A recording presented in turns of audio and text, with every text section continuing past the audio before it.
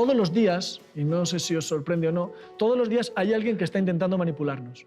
Y todos los días hay alguien que está utilizando fallos lógicos para tratar de manipularnos. Y todos los días hay alguien que nos está disfrazando los datos para tratar de manipularnos. Y si uno tiene el rigor de las matemáticas y tiene la capacidad de entender eso, es más difícil de manipular, es más libre, es un ciudadano crítico, es una ciudadana crítica.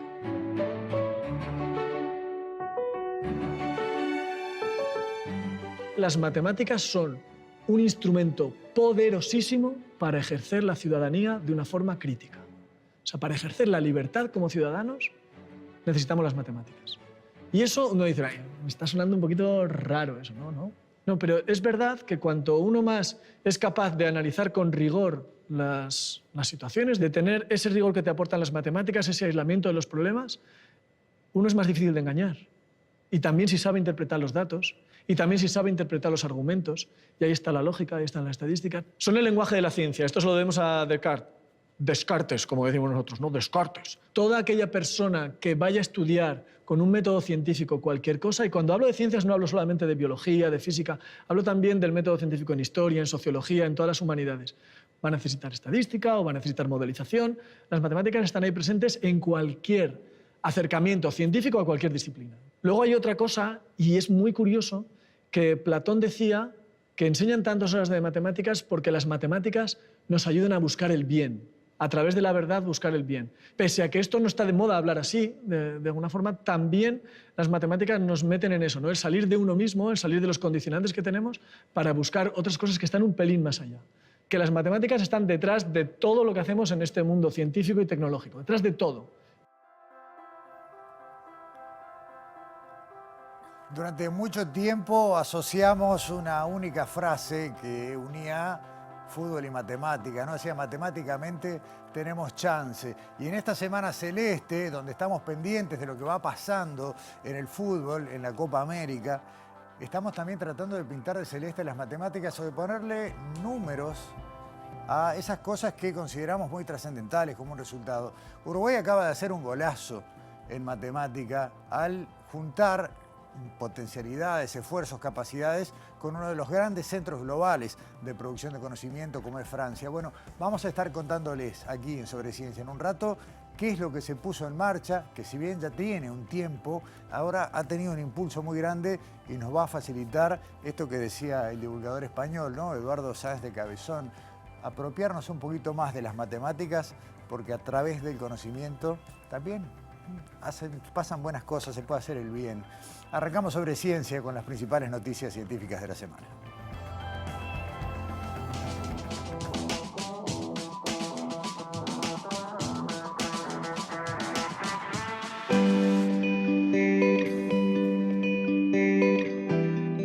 La startup biotecnológica Acceptiva, creada por científicos uruguayos, ya cuenta con el primer lote de una vacuna que combate el dolor crónico en perros, surgida a partir de conocimiento 100% uruguayo. Esta vacuna es posible gracias a más de 10 años de estudio en el área de la neurociencia, llevada adelante por investigadores del Instituto Pasteur de Montevideo, que luego crearon su startup para transformar el conocimiento en un producto. La vacuna de Acceptiva está fabricada con proteínas sintéticas, es decir, que no existen en la naturaleza y que son capaces de neutralizar los mecanismos que causan la inflamación crónica y el dolor, en este caso en animales. Si bien la vacuna ya fue probada, aún no está disponible en el mercado porque debe cumplir con los últimos ensayos. Para esto, están haciendo un reclutamiento activo de perros que padezcan dolor y o renguera, que tengan osteoartritis diagnosticada, entre otros requisitos. Los interesados deben comunicarse al 096-498-300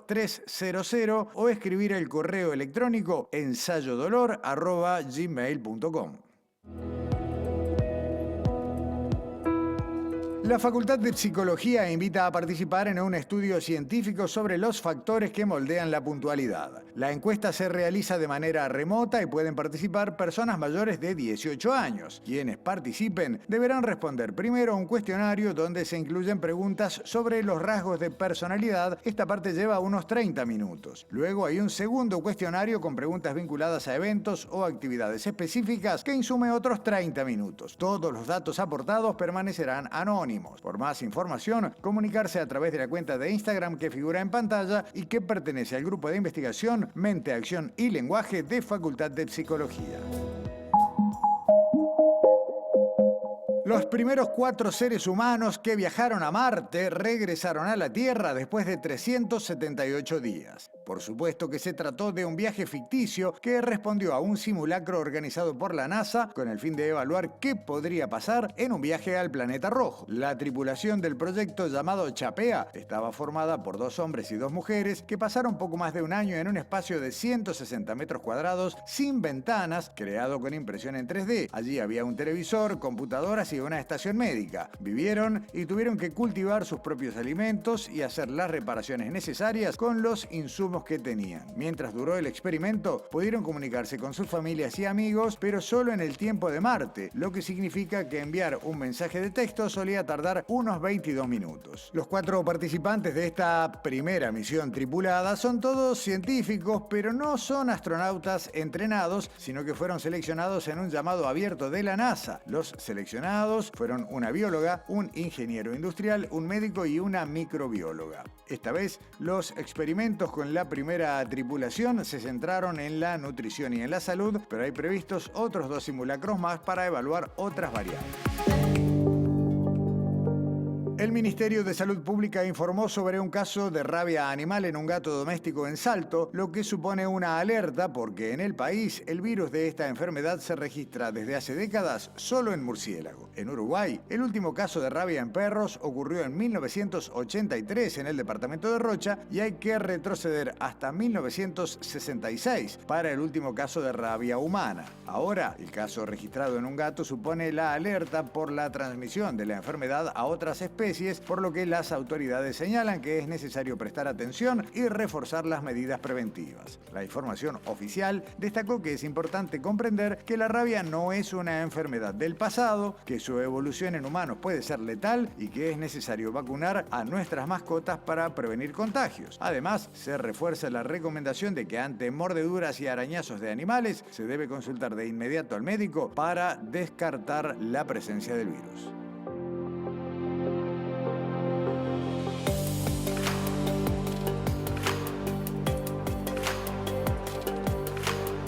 Matemática, de eso vamos a hablar en este arranque porque el pasado 2 de julio se rubricó un convenio entre Uruguay y Francia que creó un instituto que ahora nos van a contar un poquito más de qué se trata, pero que en definitiva tiene la potencialidad de darle un empuje muy fuerte a la capacitación de los matemáticos de ambos países, tanto franceses que quieran venir a estudiar, con quienes se están formando en nuestro país, como matemáticos de Uruguay que quieran desarrollarse y a partir de ahí abrir muchísimos campos de conocimiento en esta, que es una de las ciencias, o tal vez la ciencia, que está en la base de una gran parte del conocimiento y de casi todo lo que nos rodea. Yo le quiero agradecer muchísimo a Rafael Potrier y a Roberto Marcarián, que nos están acompañando en estudio. Rafael, bueno, tú como vicedirector del Instituto Franco-Uruguayo de Matemática, y recordámela ahí.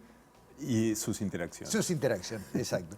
Y bueno, Marcarián, ex rector de la UDELAR, matemático reconocido y uno de los impulsores también, junto con un grupo grande. Hay uruguayos en Francia, franceses acá. ¿Quiénes generaron esto?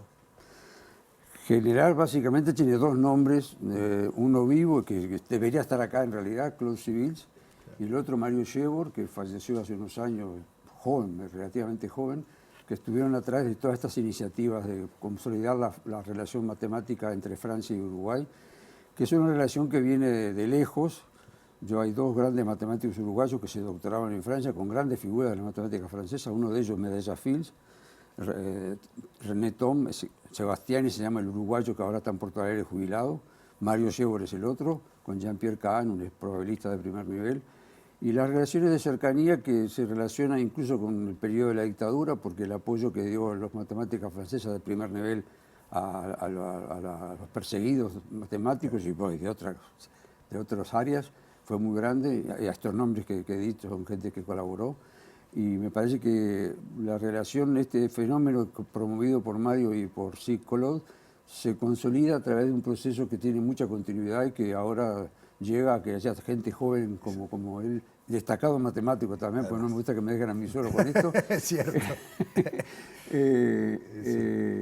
Haciendo esta cosa tan importante que es transformar nuestra matemática como unidad en un laboratorio de hecho francés, que sea considerado como francés. De eso va a dar más detalle, esto es lo que estamos al tanto. Françoise Dalbó es la directora, directora. Rafael, vos sos el vicedirector de este Instituto Franco-Uruguayo, que en realidad no es nuevo, ¿no? Viene funcionando hace un tiempo, pero ahora recibe una inyección muy fuerte. Bueno, en realidad la cooperación con Francia, como dice Roberto, tiene mucho tiempo, pero se empezó a formalizar a través de convenios con el CNRS, que es el Centro de Investigación Científica francés, hace unos 15 años por impulso de Mario Yegor y Claude Civils. Pero sí, es nuevo que sea un laboratorio y que sea una unidad asociada al CNRS, donde el CNRS ahora va a afectar a sus científicos a que vengan a trabajar en Uruguay como parte del laboratorio en el que trabajamos los investigadores que estamos aquí en Uruguay. Voy a decir una frase que puede ser un disparate, ustedes corríjanme. Capacitar matemáticos no es caro comparado con otras disciplinas, ¿correcto?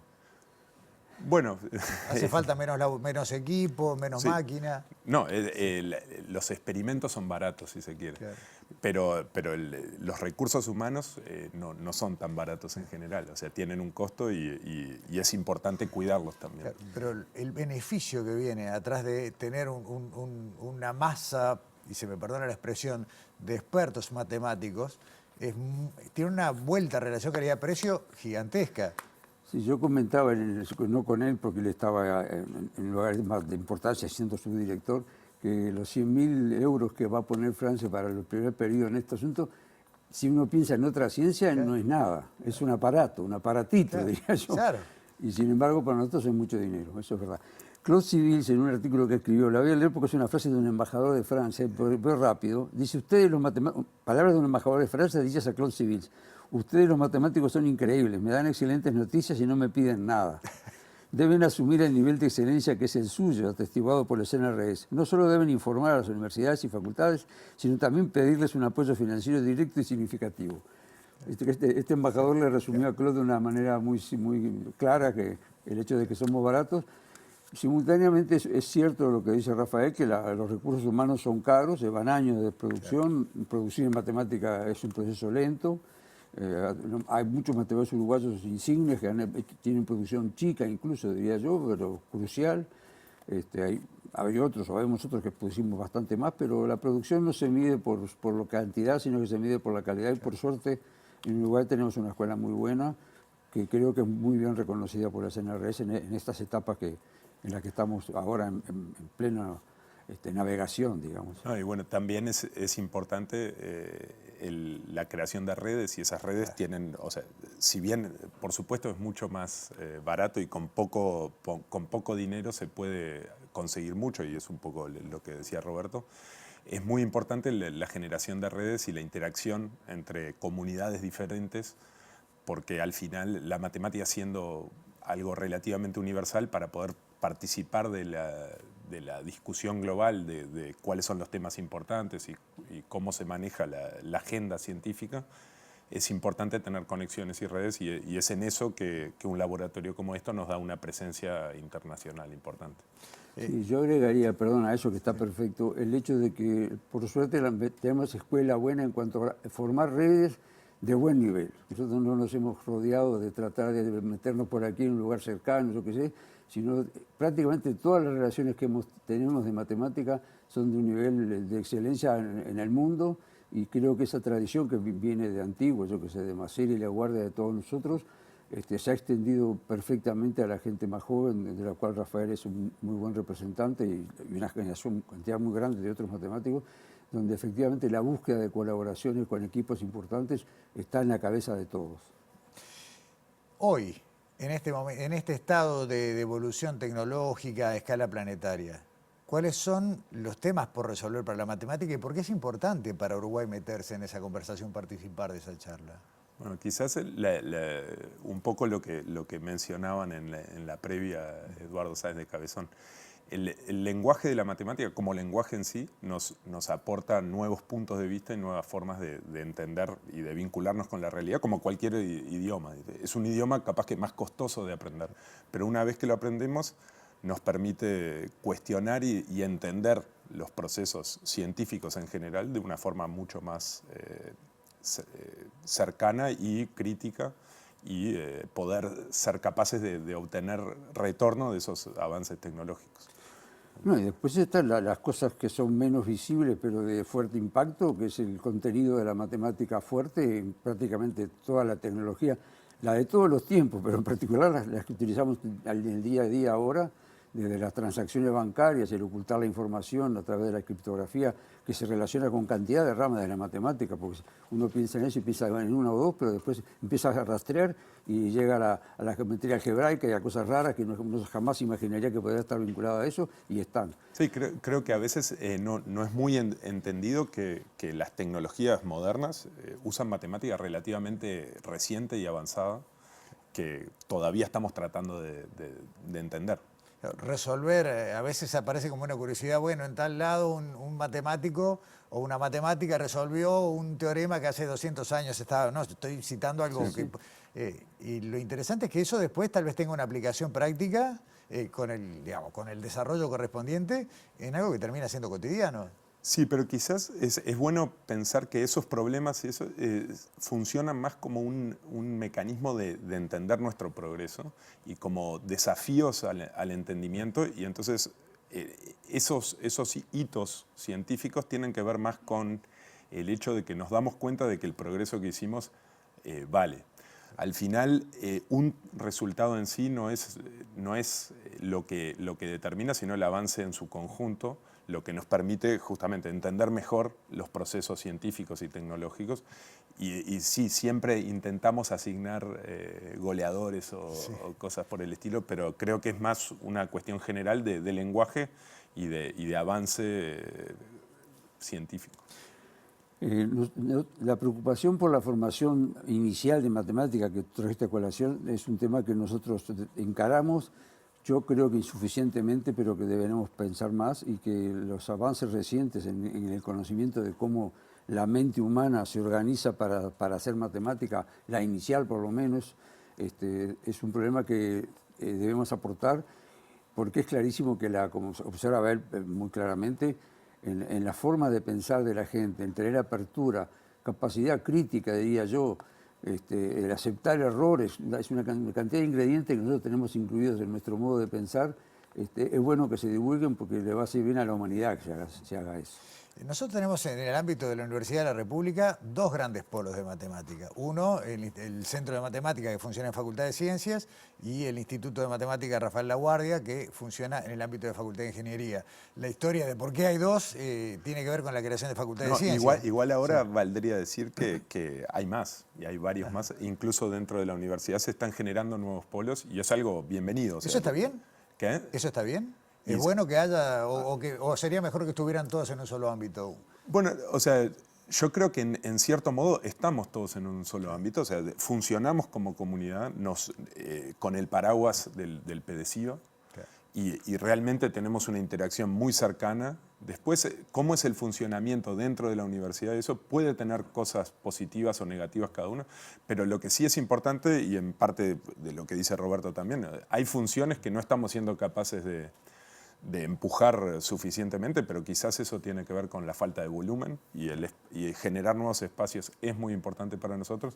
Este laboratorio es uno, pero el hecho de que haya otros departamentos también. Sí, incluso es muy bueno que en el laboratorio una de las áreas están siendo coordinadas por una persona del lado uruguayo, ¿no? Por una persona que trabaja en Maldonado, que es una cosa novedosa, pero la hay. Podría haber alguno de Salto, porque ahí es hasta más fuerte la matemática. Y también hay esta Facultad de Economía. Claro, sí. Así que yo creo que es positivo. Si más allá de los detalles del día a día, de las discusiones en las que muchos de la gente de mi generación participamos, algunas muy polémicas, pero que creo que hasta esas polémicas le hicieron bien al proceso global.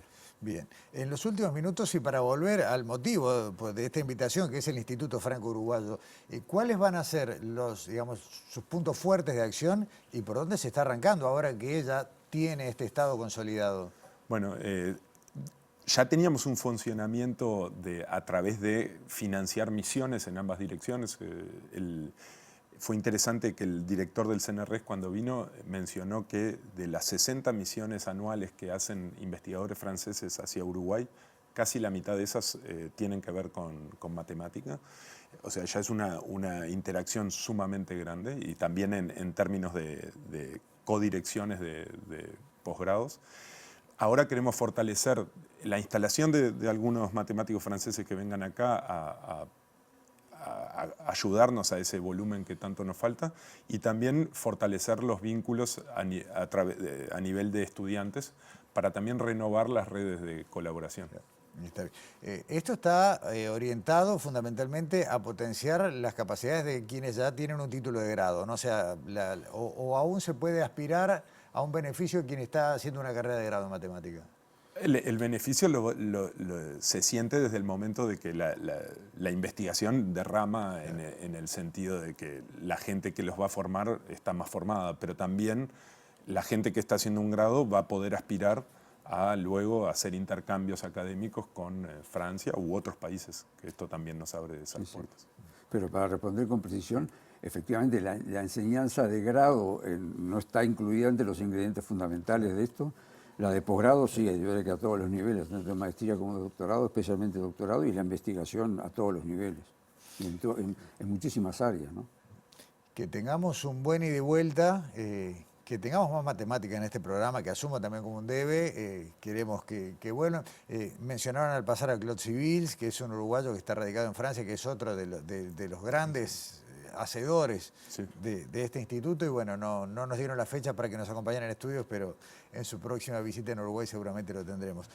Muchas gracias a ambos por venir, muchos éxitos, es importante, y sobre todo me quedo en la despedida con algo que mencionabas recién, Roberto, y es la necesidad de que la matemática venga fuerte desde abajo, desde preescolar incluso, ¿no? Porque ahora estamos hablando del techo, pero si la base no está sólida, no hay nada. Hemos tenido suerte de tener una cantidad de jóvenes muy buenos dedicados a la matemática, y para los veteranos como yo es una inmensa alegría que haya tanta gente que uno no conoce muy bien su vida, su trayectoria, y de repente está haciendo matemática importantísima, cosa que nos pone muy felices. Los quiero despedir con un presente de Ística Objetos para quienes nos visitan en Sobre Ciencia. Muchas gracias. Bueno, muchas gracias. Muchas gracias a ambos y nos vemos. Y los voy a despedir saludando a Agustín Rodríguez, de Bardo Científico, que nos trae un nuevo monólogo de ciencia aquí en nuestro programa. Harto de frustrados fogones en la playa, no le enciende ni la cocinilla con encendido electrónico, presentamos el nuevo FireMaker.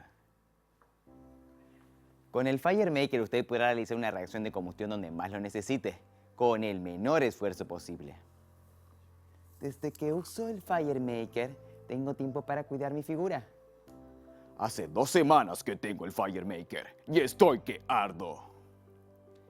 En el FireMaker usted encontrará un combustible lleno de átomos de carbono e hidrógeno, un comburente y una chispa.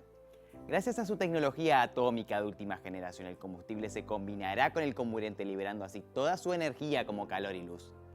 No se deje engañar, otros productos le ofrecerán plasma, un estado de la materia con mucha energía. Pero el verdadero FireMaker es una reacción química muy sencilla que puede realizar desde la comodidad de su hogar. Recibí mi FireMaker y me encontré con una cerilla. No podía creerlo. Ese era el combustible hecho de átomos de carbono, hidrógeno y el comburente. El oxígeno del aire lo rodeaba y aún así no me quemaba. Fue así que aprendí a rasparlo, a dar un empujón de energía para que comience la reacción.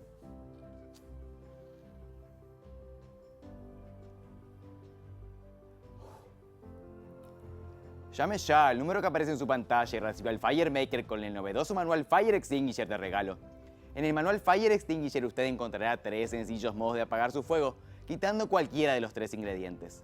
Si agotamos el combustible, el gas, la leña, la gasolina, el fuego se apagará. También podemos agotar el comburente, diremos que ahogamos el fuego. Si utilizamos oxígeno del aire como comburente, alcanzará con taparlo para que se ahogue. Una vez que su llama está encendida, se mantiene prendida gracias a la energía que ella misma libera. Si gastamos la energía en otra cosa, el fuego se apagará. Por eso en ocasiones podemos añadir agua al fuego, gastaremos así la energía en evaporarla y el fuego se extinguirá para siempre. Recuerden no guardar el FireMaker encendido debajo de la cama. Llame ya al número que aparece en su pantalla y reciba el FireMaker a un precio de oferta. Muchísimas gracias por venir a Sobre Ciencia y bueno, una nueva entrega de Bardo, en este caso con acento caribeño. Sí, le pusimos un poco de todo, lleno de personajes. Muy bien. Bueno, muchas gracias. Nueva pausa en Sobre Ciencia, ya volvemos.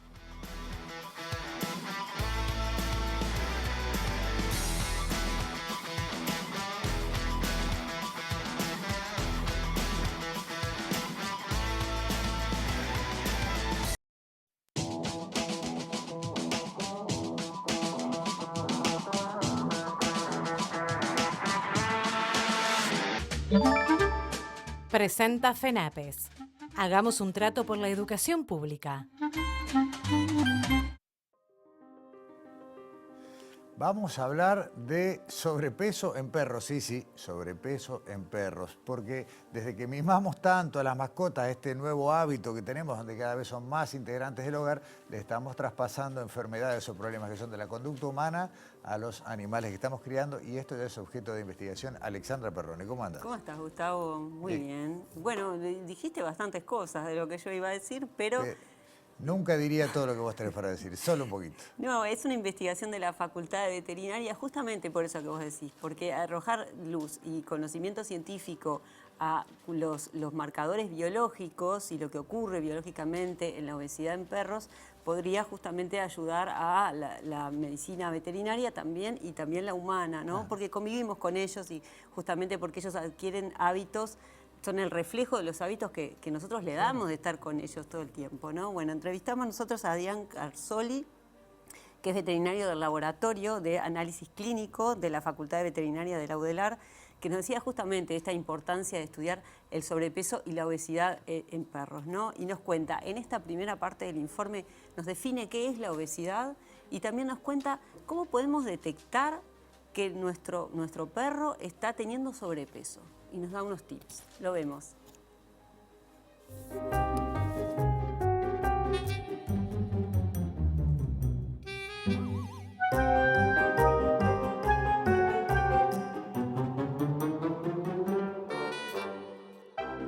Bueno, es importante estudiar la obesidad en perros porque, en primer lugar, la grasa o el tejido adiposo no es solo una reserva de energía, sino que es un gran órgano endocrino que tiene la capacidad de secretar diversas sustancias que pueden ser, en caso de exceso de tejido adiposo, contraproducentes para la salud. Esto tanto en caninos como en humanos. Este impacto negativo en la salud va a generar peor calidad de vida, va a generar menores sobrevividas en los caninos y bueno, en ese sentido es una gran ventaja conocer el trasfondo endocrino que tiene la obesidad y bueno, y poder actuar en base a eso.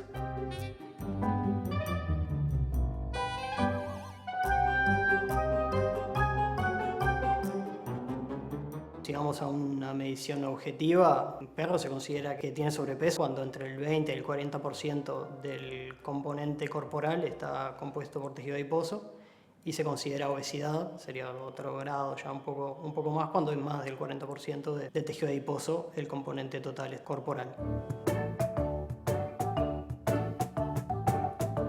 La obesidad en perros puede ser detectada mediante diversos indicadores. Tenemos que observar, en primer lugar, los hábitos de los animales, ¿sí? Cuando por ejemplo vemos que un perro ya no se sube a lugares que antes se subía o cuando lo sacamos a pasear lo vemos más fatigado, eso puede ser un indicador, pero a su vez tenemos otros indicadores que son del propio cuerpo. Nosotros lo que tenemos que hacer es observar en primer lugar desde arriba al animal. Si vemos que el perro pierde lo que es la forma de la cintura, ya es un criterio para determinar que hay un depósito excesivo de grasa. También cuando lo vemos de costado, si vemos que va perdiendo la escotadura abdominal, también es un indicador. Y después lo que podemos hacer, bueno, cuando estamos dándole mimos a los perros, podemos palparlos también, tocar las costillas. Si vemos que precisamos demasiada fuerza para llegar a palpar la costilla, significa también que hay un depósito excesivo en esa parte.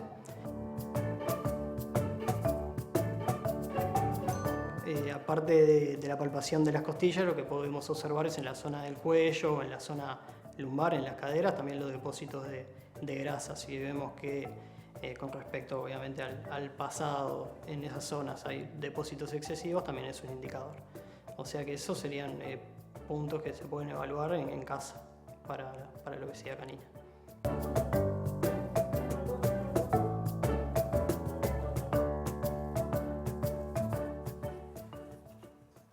Bueno, una buena batería de tips, Alexandra, sobre cómo detectar si tu mascota, perro o perra, está teniendo sobrepeso, ¿no? Y otra cosa que le preguntamos a Adrián respecto a la nutrición, aquello de que, bueno, muchos tutores de perros lo dicen, algunos te dicen que es mejor hacerle comida casera, otros que es mejor la ración, y se le preguntó y me contestó que en realidad en la literatura científica tampoco estaba muy claro qué era mejor, pero sí nos decía que lo que se recomienda es que justamente el profesional veterinario que atiende a los perros también se preocupe por fijarse que según sus características, porque cada caso es particular, cómo está, o sea, qué nutrición necesita, según cómo es su tamaño, su peso, y justamente hacer un balance entre los ejercicios de sacarlo a pasear cuántas veces, ¿no? Si corre, si no corre, y la alimentación. Pero que también está muy bueno justamente enfocarse en eso, también en la nutrición de nuestras mascotas. Que no solo sea un tema de cuánto pesa, sino de que sea una nutrición de calidad. Claro, exactamente. Y sobre todo en las porciones, claro, ¿no? Porque podemos hacer comida de calidad casera o la ración, pero también la porción obviamente que es importante. Y nos decía también, le consultamos también si había alguna predisposición genética según la raza para la obesidad. Y nos decía que sí, y ahora nos cuenta en la segunda parte del informe. Y también le preguntamos si hay una predisposición genética que tenga que ver con el sexo, si es macho, si es hembra, y si está castrado o no. Nos lo responde.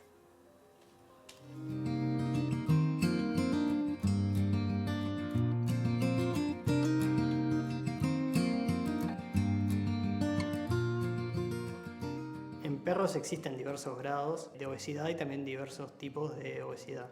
Con respecto a lo que son los grados, existen escalas, ¿sí? Que van de 1 al 9 o de 1 al 5, que nos ayudan a clasificar estos grados, ¿sí? A medida que el número es mayor, la cantidad de tejido adiposo es mayor, por lo tanto el paciente es más obeso, ¿sí? Generalmente en una escala de 9 se considera 8 y 9 como obeso y 6 y 7 como sobrepeso. Sí, los diversos tipos de obesidad se llaman, por un lado, la obesidad androgénica, que es la que deposita más grasa a nivel abdominal, y la ginoide, obesidad ginoide, que es más generalizada. Son los tipos de obesidad que existen en caninos.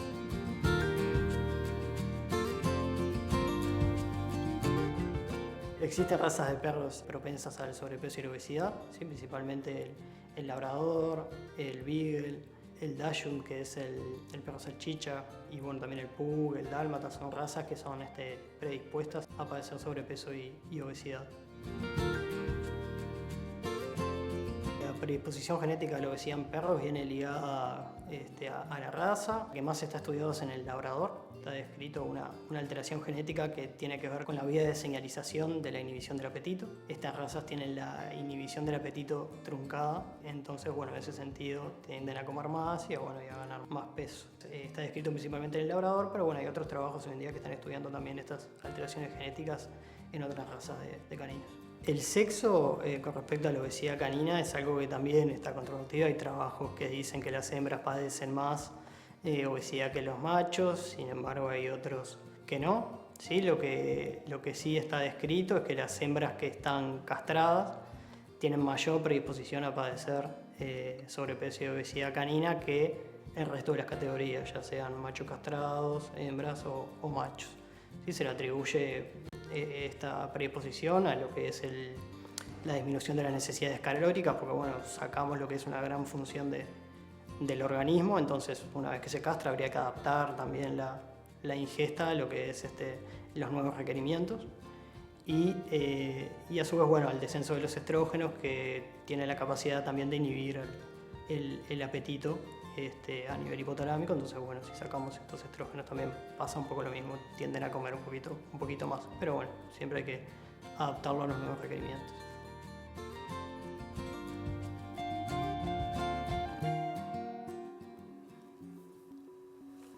Y en este esquema, Alexandra, donde, como decimos siempre, cada vez hay más mascotas en nuestros hogares, este tipo de información es fundamental para, bueno, tenerlas y cuidarlas de la mejor manera para su salud, ¿no? Exactamente. Adrián nos cuenta en la última parte del informe cuál fue el estudio que realizaron, cuáles son los principales resultados que encontraron, preliminares. Y también nos decía, Adrián, que este estudio lo van a trasladar también en qué pasa en gatos con el sobrepeso y la obesidad y también en equinos. Lo vemos.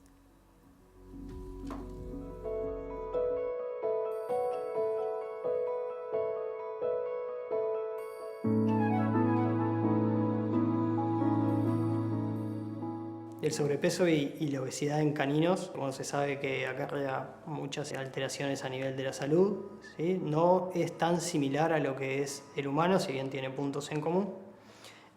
Por ejemplo, con respecto a lo que es la diabetes tipo 2, que se conoce que la obesidad en humanos la predispone, en perros lo que suele suceder es que llegan a tener un grado de resistencia a la insulina, o como un estilo de prediabetes, como que se llamaría en humanos, pero no llegan a desarrollar la diabetes. Y sin embargo, se sabe que la obesidad predispone a patologías articulares, también es un factor predisponente para la presencia de neoplasias, empeora lo que es el funcionamiento reproductivo y, bueno, entre otras patologías que todavía no se conoce con exactitud, más allá de las mencionadas anteriormente, cuáles pueden ser las repercusiones. Y bueno, de ahí es que nace la necesidad de hacer este trabajo, esta investigación con caninos propios de Uruguay, con nuestra alimentación, con nuestro ambiente, para ver cuáles son las repercusiones que tiene la obesidad en nuestros perros.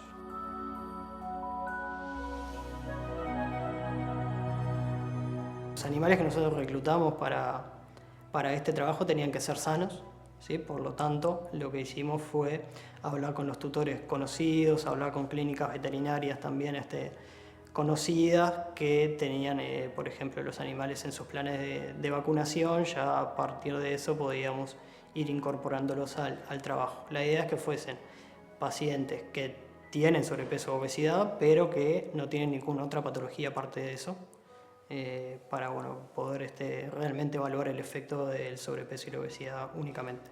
Las adipoquinas son sustancias secretadas por el tejido adiposo, ¿sí? ¿Qué pasa? Cuando los caninos tienen sobrepeso o obesidad, esta secreción de adipoquinas cambia un poco su perfil, ¿sí? Lo que suele suceder es que la leptina aumenta, la adiponectina disminuye, ¿sí? ¿Y qué pasa con esto? La leptina es una hormona que tiene la capacidad de estimular la angiogénesis, o sea, la producción de nuevos vasos sanguíneos, de inhibir la apoptosis, o sea, de inhibir lo que es la muerte celular. Entonces, por ahí también es un factor que ayuda a la formación de cáncer, de tumores y de neoplasias, ¿sí? Entonces es algo que va en contra de nuestra salud.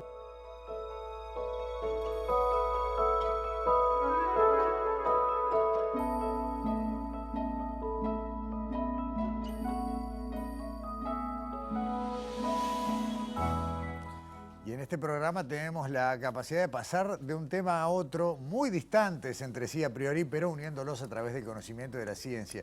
Y si hay un lugar en el que hay un montón de ciencia, aunque no nos demos cuenta, ¿es en dónde, Daniela? Bienvenida. Gracias. Esta vez no vamos al laboratorio, la respuesta no es una facultad, la respuesta es la estación de servicio. Okay. ¿No? La estación de servicio la visitamos justamente. ¿Tanque lleno de ciencia? Un tanque lleno de ciencia y de muchas cosas más, pero la visitamos justamente para hablar de la ciencia que no vemos, pero que está en la estación de servicio en diferentes disciplinas, porque uno en esto de ciencia en lugares que también abordamos, que vamos a la peluquería, hablamos de química. En este caso, por ejemplo, vamos a ir a la estación de servicio, pero para hablar de varias disciplinas a la vez. Bien. No voy a hablar yo, va a hablar la persona que sabe del tema, se llama Ethel Morales, es experta, es geóloga, de Facultad de Ciencias, y con ella hablamos justamente de eso, de qué encontramos de ciencia en la estación de servicio, empezando, por ejemplo, por los combustibles mismos, ¿no? Que son nada menos que materia prima, que está allí después de una transformación, que tiene que ver también con mucha ciencia. Entonces, hablamos con Ethel para hablar de qué son los hidrocarburos, los combustibles, de dónde salen, y ella también nos cuenta algo bien interesante, de dónde vienen los hidrocarburos, o de dónde creemos que vienen los hidrocarburos. De los dinosaurios. ¿O no? Oh. Eso es lo que vamos a ver en esta primera parte del informe.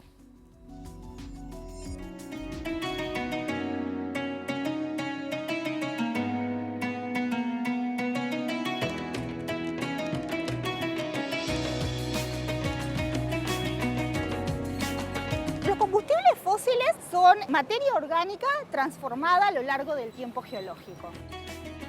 Es decir, los organismos que vivían en el pasado geológico hace miles de millones de años, en lagos enormes, en lagunas, en cuencas oceánicas, en mares, al morir se depositan en el fondo de esos cuerpos de agua, luego son cubiertos por sedimentos y enterrados con el paso del tiempo geológico.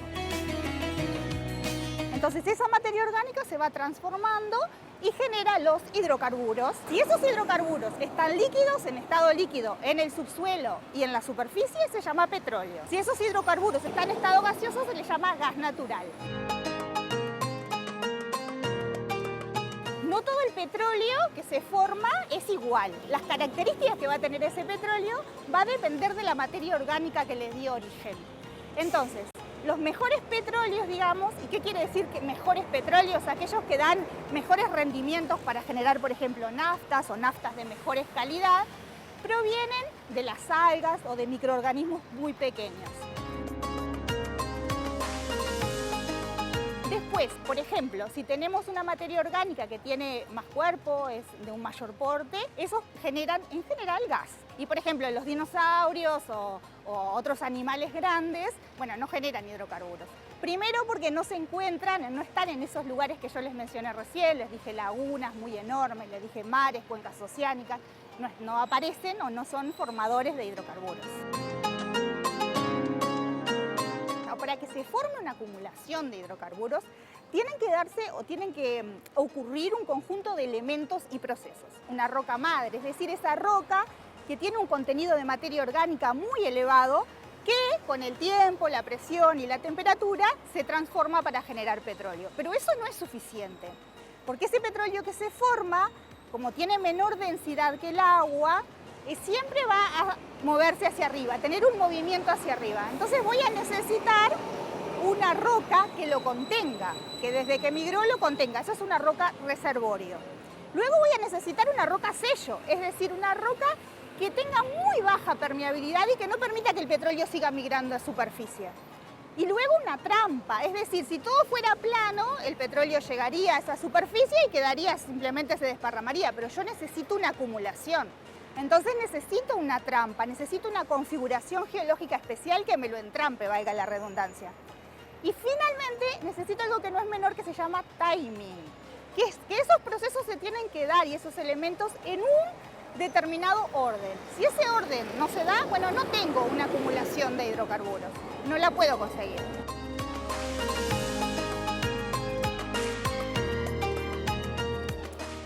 O sea que no solamente, Daniela, la acumulación de esa materia orgánica la que hace que haya petróleo, hidrocarburos en estado natural, sino las condiciones geológicas para que quede en un solo lugar. Exacto, todas las condiciones que se tienen que dar para con muchos millones de años se genere lo que hoy usamos y gastamos. Sí, entonces que tiene que renovarse, por eso siempre la idea esta de generar fuentes renovables, ¿no? Que nos permitan mantener el uso de combustibles. Pero bueno, ya sabemos entonces de dónde vienen los hidrocarburos, qué son los hidrocarburos, y hasta aquí hablamos mucho de geología, ¿no? De todas estas condiciones geológicas que se tienen que dar. Pero hay muchas otras ciencias que intervienen en la llegada de ese hidrocarburo a la estación de servicio y que vamos a hablar ahora con Ethel, que también le preguntamos sobre la posibilidad de petróleo en Uruguay. A ver.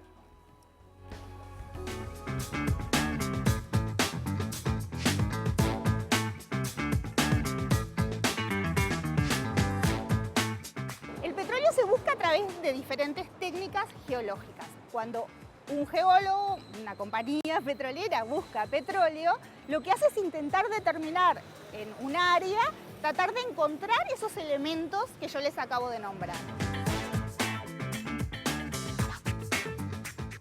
Y se busca a través de diferentes métodos. La vereto, digamos, el método más importante es el método sísmico, que es un método que lo que hace es como si fuera una ecografía del subsuelo. Lo que hace es, se mide la velocidad con que las ondas sísmicas se transmiten en el subsuelo y da como resultado como si fuera una ecografía.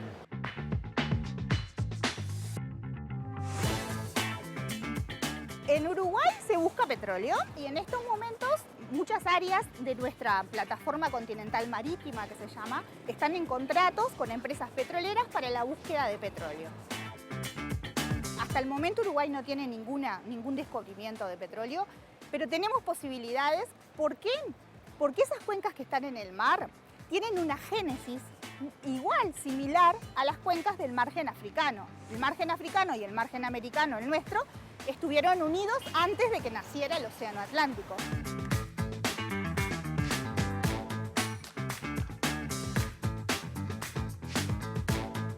Ellos ya han identificado acumulaciones de petróleo. Nosotros tenemos las mismas situaciones geológicas, entonces tenemos posibilidades, en mi opinión, de tener hidrocarburos, petróleo, biogás en el área marítima.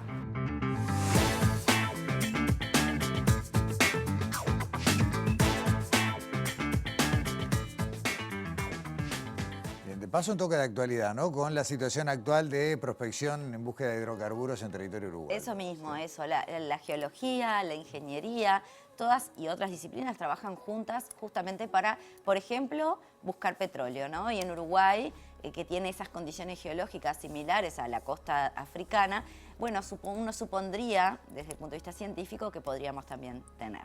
Entonces, hay que buscar. Hay que buscar. Pero para seguir hablando de la ciencia en la estación de servicio, también le preguntamos a Ethel que nos cuente, bueno, ¿y qué es lo que vemos cuando estamos en la estación de servicio? ¿Qué es la nafta común? ¿Qué es la nafta super? ¿No? ¿Y qué hay de ciencia detrás de Claro, ella? que no es lo mismo lo que trae, digamos, el que hace la extracción del pozo que lo que ponemos en el auto. Eso mismo, y todas las etapas que lleva hasta allí. Esto es lo que nos comentó en la última parte del informe.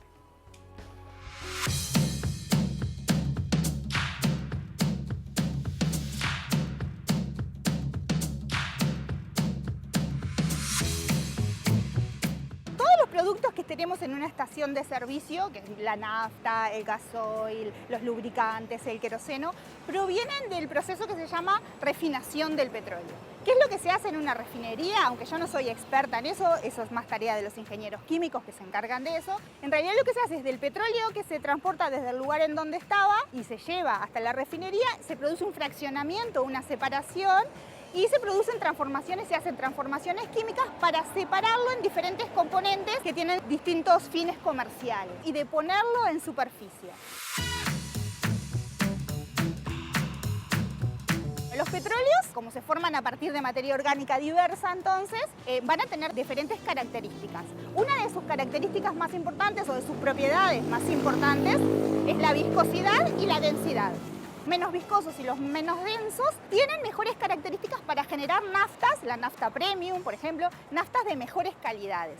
Mientras que los petróleos más pesados, más densos, tienen menores propiedades o menores posibilidades de generar un petróleo de buena calidad en una refinería. Se utilizan para otros fines, o incluso los muy pesados se utilizan para hacer asfalto o lubricantes. Es interesante de pensar, ¿no? Me parece a mí que cuando uno está cargando un auto, en realidad está cargando materia orgánica transformada, seres vivos del pasado geológico de muchos millones de años atrás, que bueno, que a través de ese tiempo geológico sufrieron transformaciones, pero en definitiva son fósiles, ¿está? Son vida antigua, vida del pasado, transformada, por supuesto.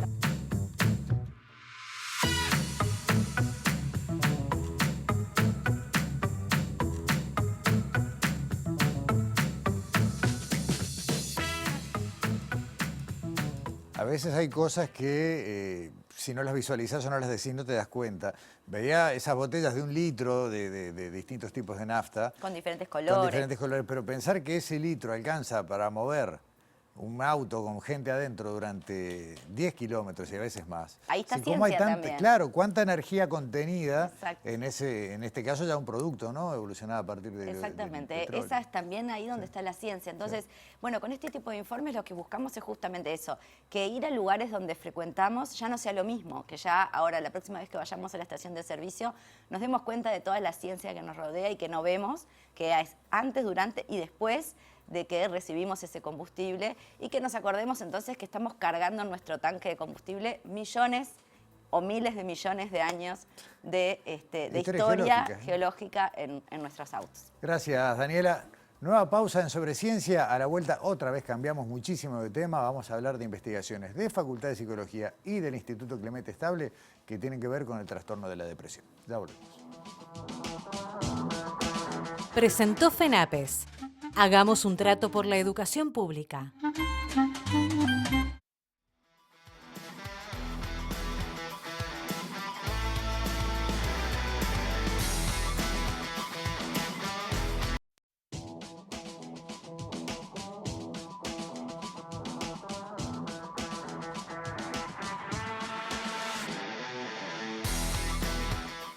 una de las cosas que nos gusta mucho en Sobre Ciencia es invitarlos a revisar nuestros archivos, videos de notas de otros años, ciclos, porque los temas van teniendo continuidades. Hay una muy corta, la semana pasada, en este mismo ámbito, conversamos sobre una investigación de un área del Instituto de Investigaciones Clemente Estable que tenía que ver con la posibilidad de encontrar probióticos en sueros de queserías artesanales que podrían llegar a tener una utilización medicinal como herramienta en los tratamientos vinculados a la depresión. Y bueno, hoy vamos a retomar notas de hace 2 años, notas de hace 3 años y la nota de la semana pasada.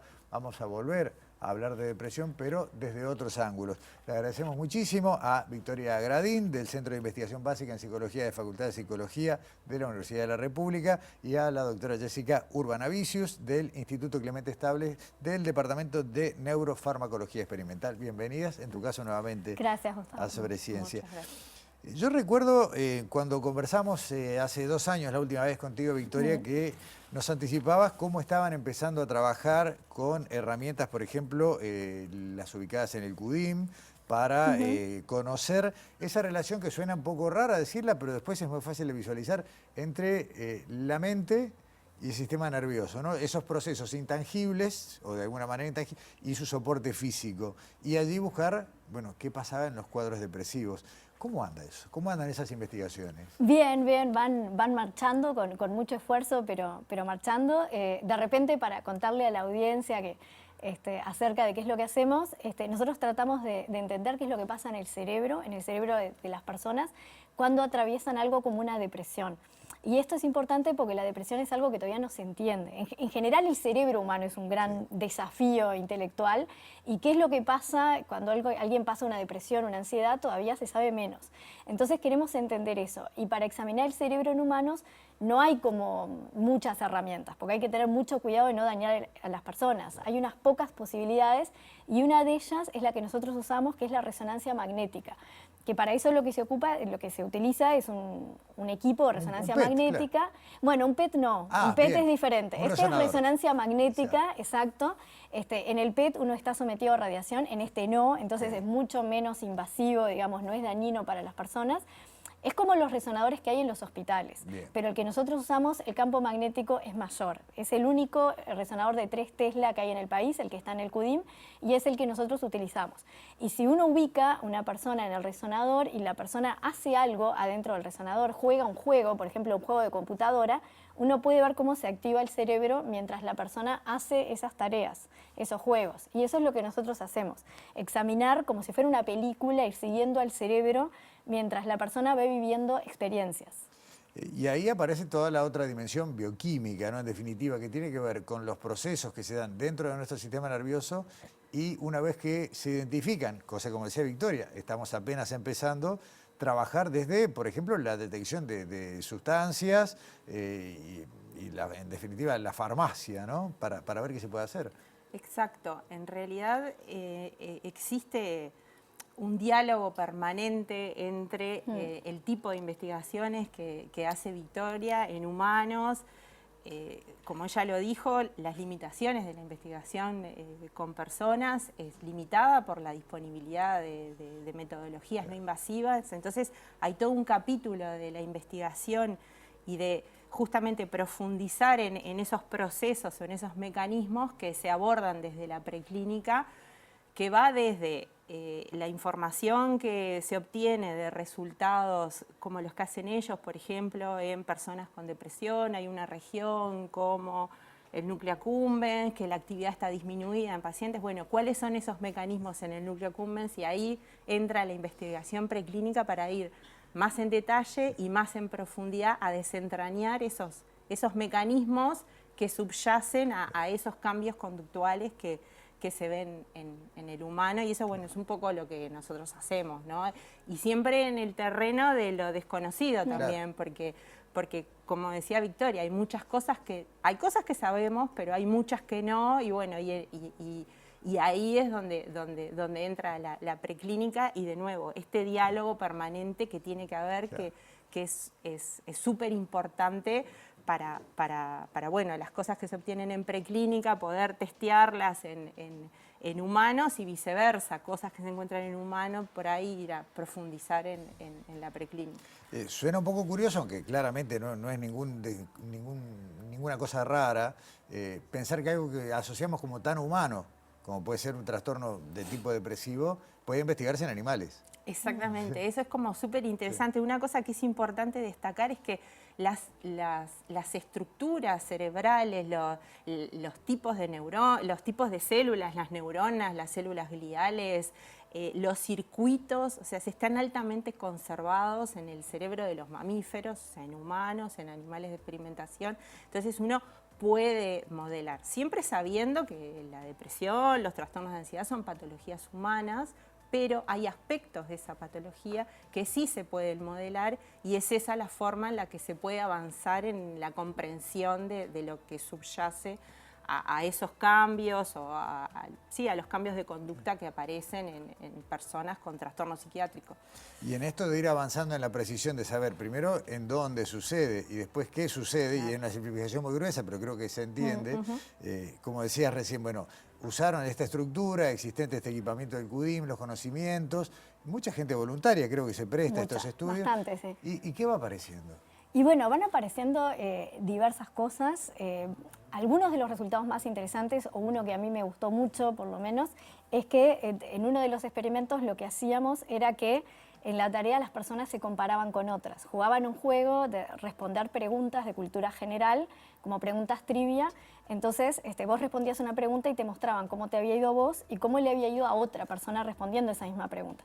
Entonces en algunos momentos empataban, en otros momentos a vos te iba mejor que el otro y en otros momentos al otro le iba mejor que a vos, que era como de las situaciones que más nos gustaban o más nos interesaban, porque a todos los humanos nos interesa mucho la información social y cómo somos en relación a otros, ¿no? Es algo que es una información que nos es muy importante. O sea, en general cuando decimos que somos altos, bajos, ricos, pobres, inteligentes, buenos, malos, es en relación a otros. Y en particular en la depresión y en la ansiedad social son trastornos donde se entiende que esa información es muy importante. Hay veces que en la depresión, por ejemplo, pasa que nos criticamos mucho, que nos decimos mucho a nosotros mismos, los demás hacen todo mejor, los demás siempre son mejor, yo soy un fracaso, bla, bla. Como que hay mucho foco en una diferencia hacia arriba, digamos, claro, en que los demás son mejores. Entonces, bueno, examinamos qué pasaba en el cerebro cuando llegaba esa información, cuando me encuentro en una situación en la que otro hace algo mejor que yo, y lo que vimos es que en el caso de la gente con depresión se activaba más una red, que es la red por defecto, Default Mode Network se llama en inglés, que es una red que tiene mucho que ver con el pensamiento introspectivo, que tiene que ver con en los momentos en los que nos metemos para adentro, hay momentos en que uno está escuchando y prestando atención al exterior y momentos que se sumerge y uno se abstrae, en una clase uno se distrae y ahí esa red sube su activación. Es una red que tiene mucho que ver con meterse para adentro, con lo introspectivo, con la reflexión, no tiene que ver con estar conectado con el afuera. Entonces, lo que estábamos viendo es que en esos momentos en que uno se enfrenta con esa situación que es desafiante, que es que el otro lo hizo mejor que yo, como que hay más de ese pensamiento introspectivo en las personas con depresión.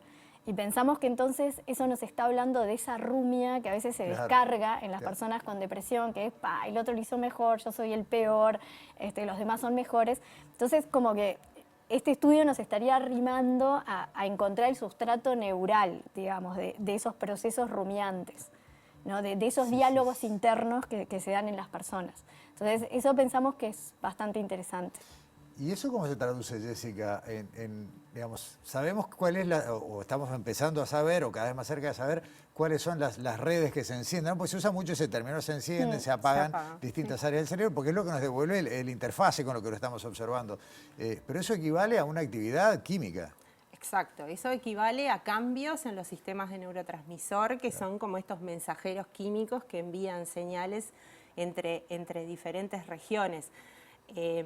Ahí es importante, por ejemplo, o sea, voy a retomar algo que ya dije, que cuando uno trabaja en modelos animales, por ejemplo, uno puede modelar algunos síntomas, ¿no? Claro. Por ejemplo, la rumia es una actividad netamente humana, entonces esos aspectos uno no los puede no los puede modelar, pero por ejemplo, se pueden modelar cambios en las interacciones sociales que son relevantes en el caso de la depresión o de la ansiedad social, se puede modelar la anedonia, que es como ese síntoma tan característico de la depresión, que es la pérdida o la pérdida de la capacidad para experimentar placer. Entonces, uno puede modelar esos síntomas, digamos, en modelos animales y, bueno, y después profundizar en los mecanismos, bueno, qué regiones, por ahí sabiendo las regiones que se activan o se apagan, y bueno, ir a buscar esas regiones, cuáles son de alguna manera los sellos neuroquímicos o los sellos moleculares que caracterizan esos cambios comportamentales. Bien.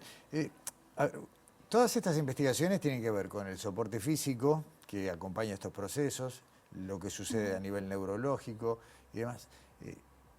¿Desemboca esto en validar, por ejemplo, tal vez validar sea una palabra muy ambiciosa, pero por lo menos en darle credibilidad a que una manera de mejorar estas situaciones de depresión sea a través de fármacos diseñados? Porque hay quien dice, no, esto hay que tratarlo más bien de una mirada psicológica. Hay quien va por la vía química, o es una mezcla de todo. ¿Cómo nos arrimamos a esto a partir de estas bases? Que son básicas, hay que decirlo, ¿no? O sea, esto está en una punta del camino, pero ¿cómo validamos estos modelos?